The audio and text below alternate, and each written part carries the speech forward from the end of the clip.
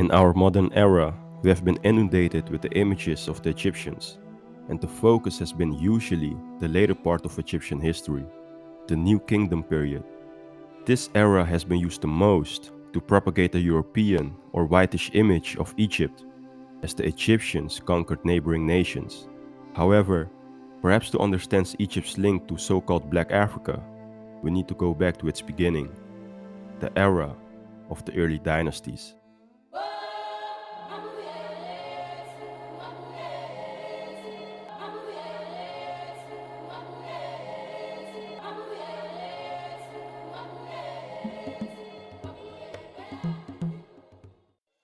From now on, I will call Egypt by its native name Kemet, and we shall refer to the native people of the land as Kemites. Let's start with this quote. The opinion that the ancient population of Egypt belonged to the Negro African race is an error, long accepted as the truth.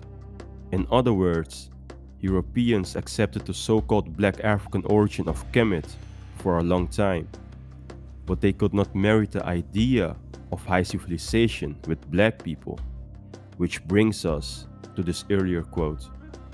Just think that this race of black men, today our slave and the object of our scorn, is the very race to which we owe our arts, sciences, and even the use of speech. Hence, the detachment of Kemet from Africa was deemed necessary, especially in the view of Champollion Figeac.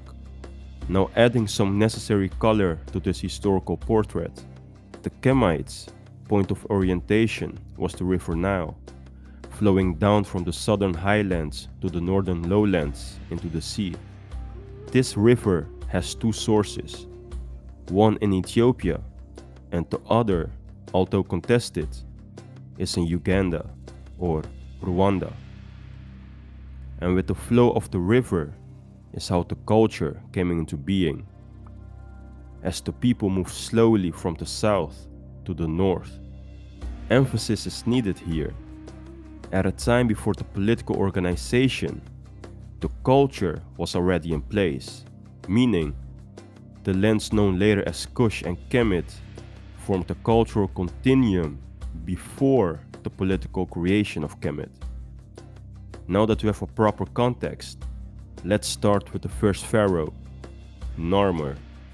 According to the dominant perspective, Narmer and Menes are the same person, and I will treat them as such, as we find ourselves in the midst of the classical civilization of Kemet.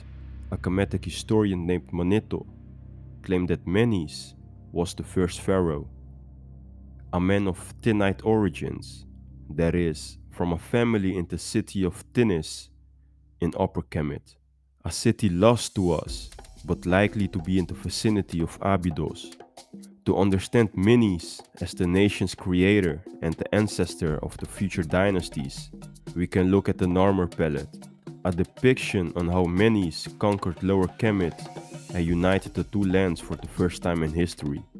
Zooming in on the document, we see things such as the first portrayal of a priest wearing leopard skin, important figures drawn bigger than commoners in order of importance, the smiting stance, and his enemies in Lower Kemet, who appear to be Asiatics and look distinct from his own phenotype. Thus, it is in the Old Kingdom that we see many of the foundational elements of later Kemetic life. As the political creator of Kemet, he used the already established concepts and ideas sprung from the Nile Valley culture, the Nile of course being a sort of cultural highway.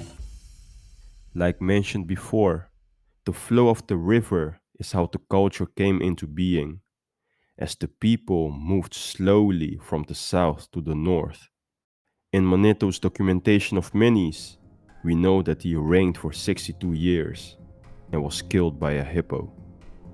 This is it for now, guys. You can find the resources down below.